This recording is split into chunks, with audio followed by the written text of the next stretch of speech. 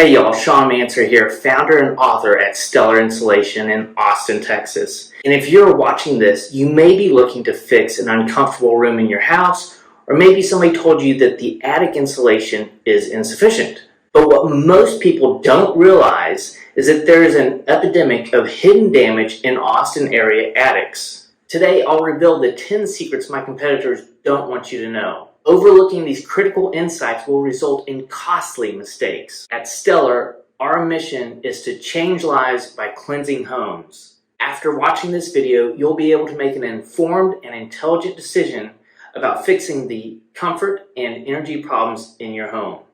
Ready? Let's go. Putting air ductwork in an attic in Austin, Texas is a terrible idea. Yes, tens of millions of homes are built this way, which means terrible idea spread like wildfire. Since we almost never have basements in Central Texas, the attic is the place where there's enough space to put the large ducts so that we can distribute the conditioned air to each room. What is the problem? Well, have you ever hung out in your attic on a summer afternoon? If you have, then you know what I imagine hell feels like. Do you remember burning yourself with hot water from the sink at some point in your life? Well, you get the same feeling when touching surfaces in the attic on a hot summer day. Meaning, an attic is the most hostile environment for your ductwork. Let me explain. When it's 90 degrees outside, the attic is 125 degrees or more because the sun heats up the roof itself to 160 degrees, with the heat radiating into your vented attic. The problem is that your air handler produces 55-degree air and then pushed your conditioned air through the hot ductwork to the register in each room. Your ductwork has a thin fiberglass wrap between the 55-degree air and the 125-degree air. As the air that you paid to cool travels through that hot ductwork, it heats up, meaning you are blowing 65 to 75 degree air into the rooms that are furthest away from the air handler. Let's say that you're comfortable when the room is 72 degrees. How long is it going to take to cool a room to 72 degrees when you're blowing 75 degree air into that room? How much quicker would the room cool if you could blow 55 degree air instead? What if you could blow 55 degree air into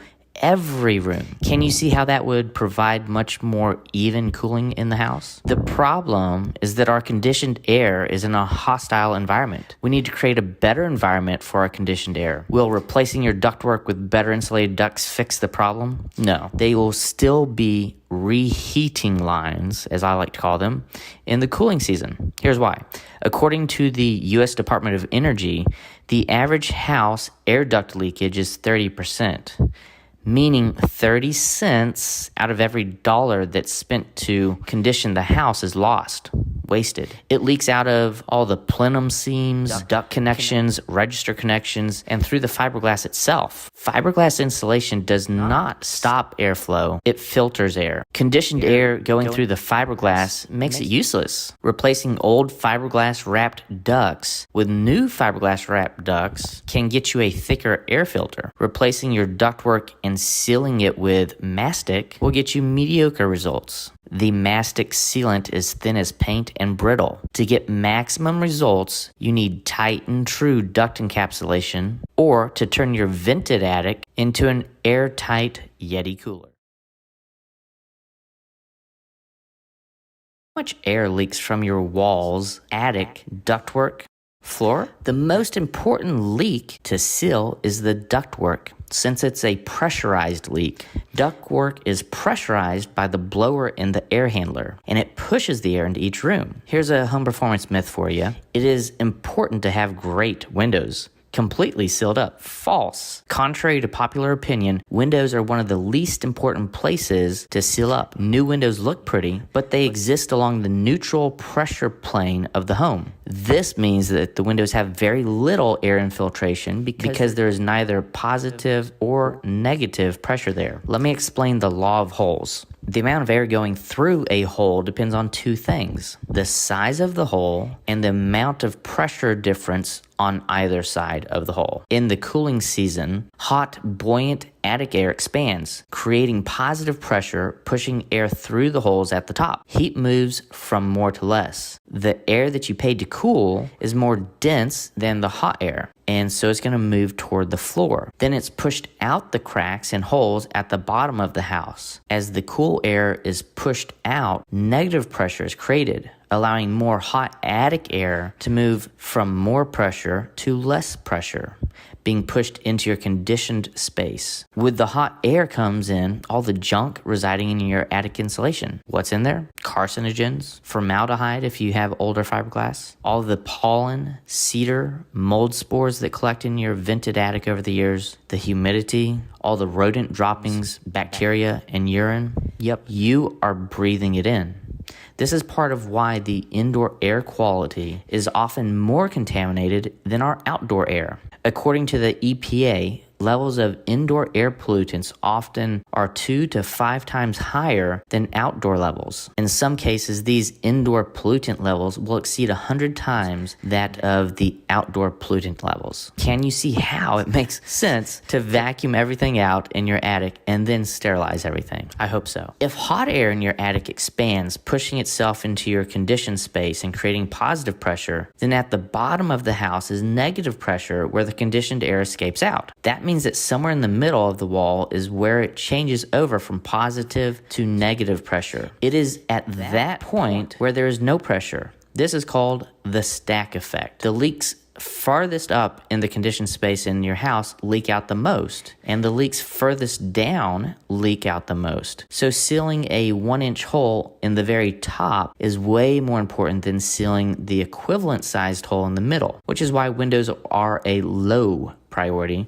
for home performance compared to other leaks. The law of the stack effect states that by sealing air leaks in the top of the house, we can stop hot, musty, allergen-filled air from coming into the house. This results in rooms at the bottom of the house also being less drafty without actually touching the bottom half of the house. That's why we have the A, B, and C priorities. A for attic, which would be your attic, ceiling, and roof.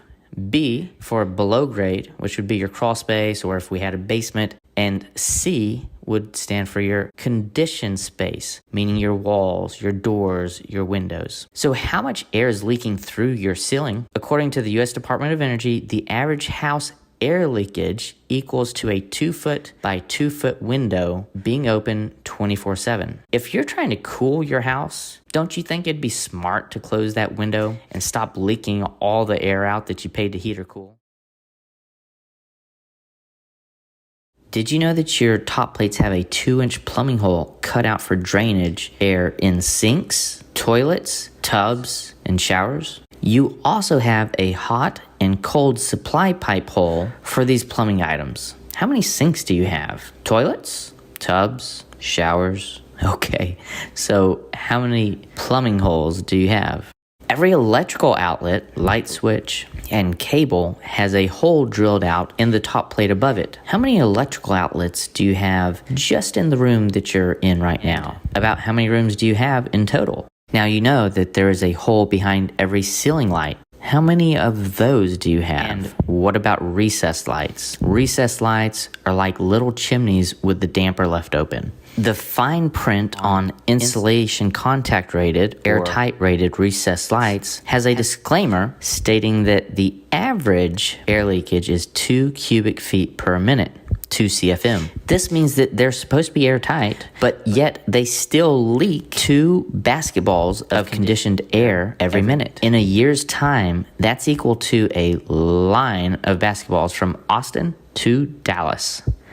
That's a lot of basketballs. How many times could your house can light leakage go from Austin to Dallas? To go from here to Dallas would require thousands of linear feet, a very long line. So let me make this a little bit more visual for you. Where the wall and the ceiling meet is your top plate. This is where all the holes are. But we have not yet discussed the crack between your 2x4 top plate and your drywall. So let's do that. When your house was built, the lumber was new and moist. The sheetrock was slapped up against the moist lumber and secured.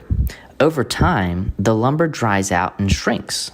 The lumber pulls away from the drywall, making a crack. A crack at the top of the house leaks air. It's not uncommon for me to be able to drop a coin between the top plate and the drywall. If I can put a coin through there, what else could be going through there? That's right, air that you paid to condition. So how many feet of top plate do you have that needs to be sealed? Well, let's check out the linear feet. Let's say that your house is 35 feet long by 40 feet wide, which is a 1,400 square foot house footprint. So that's 75 linear feet. And you would double that to get all 4 walls of top plate. So 150 linear feet. Now let's add up the interior wall top plates. It's not uncommon to have as many linear feet of interior walls as you do exterior walls. So it's called another 150 linear feet of interior walls. So 150 interior, 150 exterior, that's a total of 300 linear feet. That's almost the length of a football field, 100 yards. For better visualization, how far is it from your house to your neighbor's house across the street? Unless you're in the country, your top plate air leak crack could go from your house to your neighbor's house a handful of times. Don't you think it'd be smart to seal up that high pressure plane leak, closing the theoretical 2x2 window in the ceiling? At Stellrr, we believe that insulating without air sealing is malpractice. You can have a 24-inch blanket of insulation, but without air sealing, all you really have is a thick air filter. Did you know that many HVAC air filters are made out of fiberglass? And what's that in your attic? Fiberglass? That's why we don't install fiberglass anywhere. But we do remove dumpsters of filthy fiberglass every week. Why do we remove insulation? First of all, to get a proper seal on the top plates and drywall, you have to be able to see where you need to seal. You can't seal everything when it's covered with a blanket of insulation. Second, the surface needs to be cleaned for adhesion. Otherwise, it's like laying caulk on the beach, then pulling it up. It just won't stick. Third, by putting insulation on top of existing insulation, you're trapping in all of the allergens and feces that used to float out of your vented attic. The intensity of which those pollutants come into your indoor air quality will multiply. Fourth, if the roof gets spray foamed, we're moving the thermal boundary from your attic floor to your attic ceiling, the underside of the roof decking. If the floor insulation is left in, then you have 2 thermal boundaries, which will hold more moisture, leading to mold and wood rot. These are reasons why we usually will not insulate a house without removing the insulation in the space where we're going to be working. Let's talk about moisture in the air. So Austin's a very humid environment, often 80 to 90% humidity. This creates a great environment for all sorts of things to grow. If we're constantly bringing in humid air from the outside, then we're creating a not so healthy environment inside. We need to seal up the house air leaks, and not only for energy savings and comfort, but we need to seal up the house for our health. Then we can manage the humidity more effectively, and we can stop mold growth, wood rot, and protect the house structurally.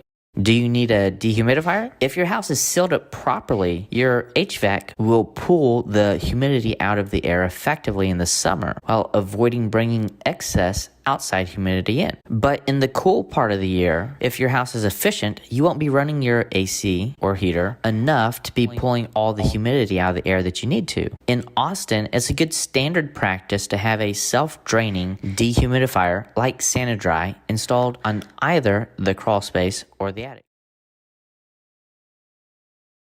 If you have a pure and beam house instead of a cement slab foundation, you have double trouble. If you have insulation in your attic and nothing in your crawl space under the house, then we have some pretty serious moisture issues, musty smells, and cold floors. The talk about the top plate earlier, well, you also have a bottom plate that is not sealed. According to the National Center for Healthy Housing, 40% of the air that you breathe comes from your home's humid, dirty crawl space. 8 out of 10 Austin area crawl spaces that I go into have zero insulation. The ones that do have insulation have fiberglass batt insulation. Listen up. If you have an uncomfortable room above a garage, you have the same thing going on here. as people do with their crawl spaces. So why is fiberglass bat ineffective between crawl space joists as well as second floor joist in the attic floor? It's called gravity. To be effective insulation, it must be aligned, intact, and sufficient. When a bat is installed, it is friction fit to the underside of the floor decking between the joists. Code requires a 3.5-inch thick bat. But how thick are your joists? 2x8s? 2x18? Either way, there's a lot of space for gravity to work, allowing the bat to fall down from the top of the joist to the bottom of it. When the insulation is no longer intact, properly aligned with the floor decking, it's no longer providing any protection. All the air traveling goes in between the bat and the floor decking, causing cold floors, hot rooms, and humidity issues like buckling wood floors. In a garage ceiling, we would dense pack the drywall covered ceiling with our all-boric cellulose to solve that problem. In a crawl space, we must install a vapor barrier. What is not a vapor barrier? Fiberglass, denim or cotton bat, cellulose, open cell spray foam. None of these products should ever be in a crawl space, but my competitors sell these options every day.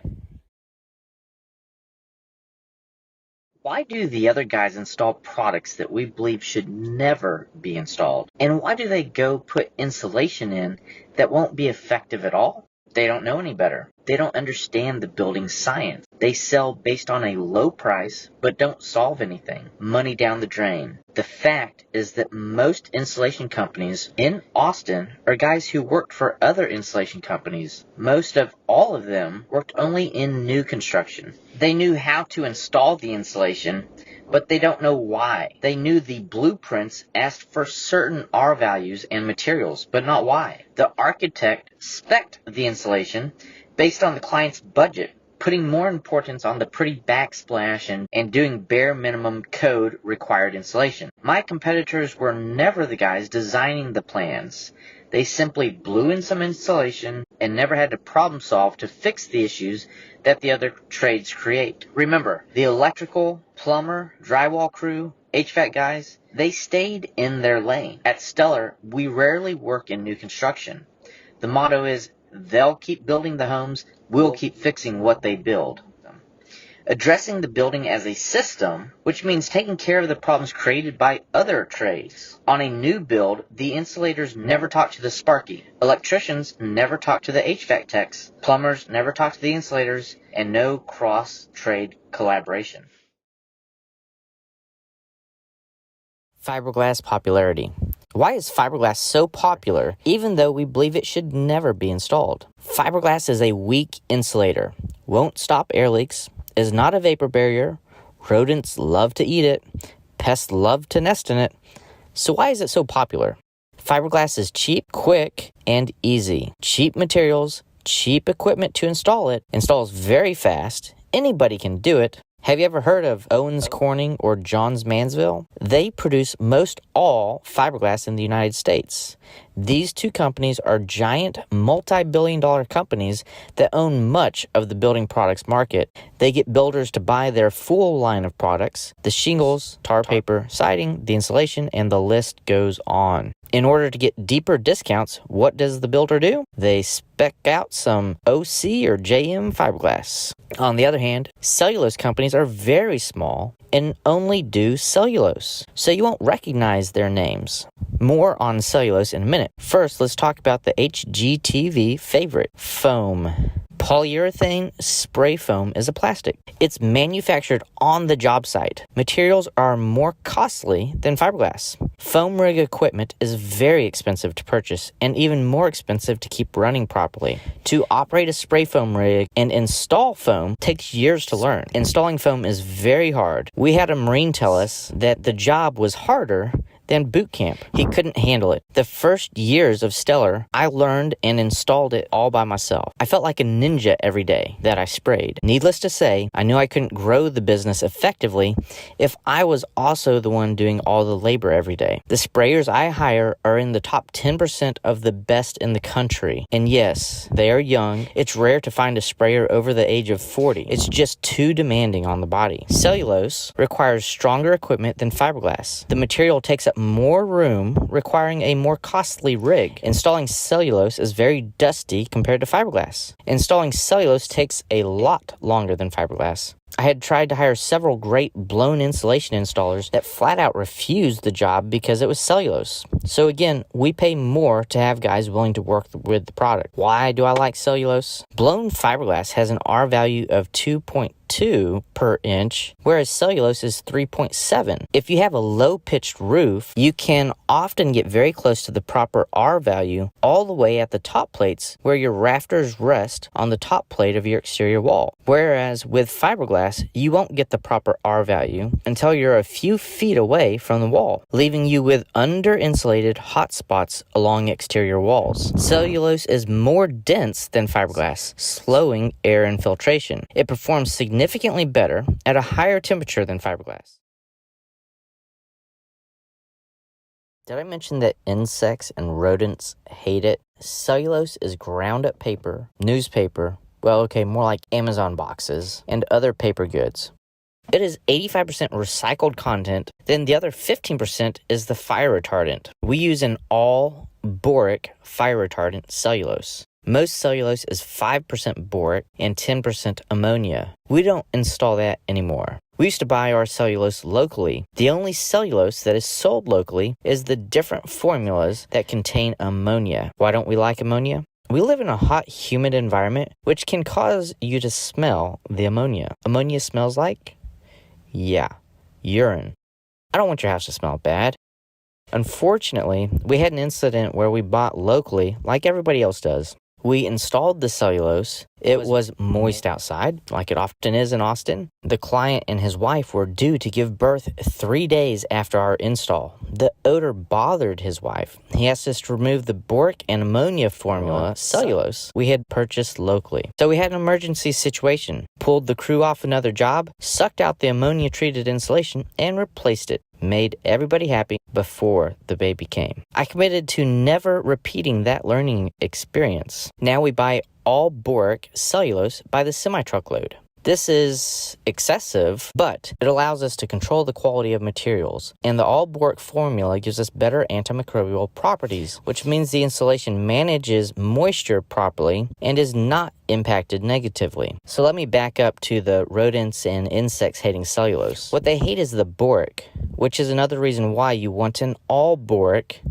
i.e. 15% boric and 85% recycled newspaper cellulose. Boric is a mineral that's mined from the earth. You can find it around volcanoes. It is used for the fireproofing properties. Boric is also in cleaning products like laundry detergent, eye drops, and other household products. So it is safe for us, but it has pest control properties to it. Let's take a rat, for example. A rat finds or chews a new hole through your soffit, comes into your attic and starts tunneling through the cellulose. The cellulose gets on its fur. Now, rats are mammals, and mammals lick themselves to clean themselves. And when they do, the boric gets in their mouth. It dries them out. The rodents leave your house in search of water and don't come back.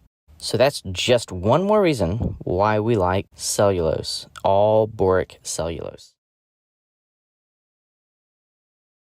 Crawl spaces. If your crawl space has no skirting, then we could spray closed cell foam on the underside of the floor decking because it is a vapor barrier. However, I highly recommend that you have skirting around your crawl space. Why? Spraying closed cell between your joist will warm your feet, but it will still have thermal bridging. The joists do not get insulated, and you will still have a damp, dirty crawl space, creating a great environment for wood rot and foundation damage. I highly recommend installing a 20 mil polyethylene stranded vapor barrier on the dirt floor. Or we could do our drainage matting for extra support with the liner on top. Then we would convert your vented crawl space to a sealed, encapsulated crawl space using closed cell spray foam on the skirting walls and rim joist. A properly encapsulated crawl space eliminates thermal bridging that you would have by foaming the underside of the floor decking. It blocks out the vapor and helps manage humidity. It stops all the air leaks at the bottom of the house. It allows a clean space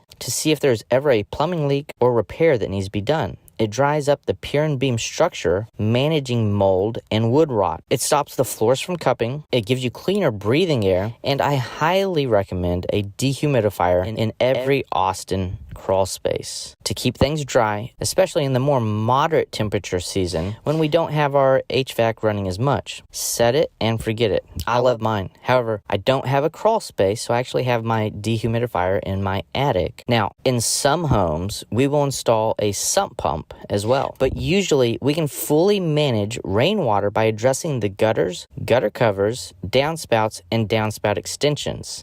Keeping crawl spaces dry is a big reason why I started our gutter company, Gutterilla. The house is a system, and there is a huge disconnect between the gutter guys, the foundation, and crawl space guys. We want to prevent any further foundation shift. Whew! That's a lot of information, as it should be. The work that we do can have a major impact on your home, your health, and your finances. The next step is to have Stellrr come out to do a diagnostic consult to uncover the hidden damage in your home. During the diagnostic, we can analyze your home with the blur door test, do thermal imaging, inspect the attic or crawl space, and identify the problem areas. We will share with you what it costs to fix the problems, and we can even calculate your potential return on investment, which is often much different than you would think. If you haven't already, book your home performance diagnostic consult today. If it's already booked, go fill out the diagnostic survey so that we can make your visit effective and efficient. You'll be glad you did. If you like this video, hit the thumbs up button for me and click the subscribe button for more content on how to make your home healthier, more efficient, and more comfortable. Thanks. I'll see you in the next video.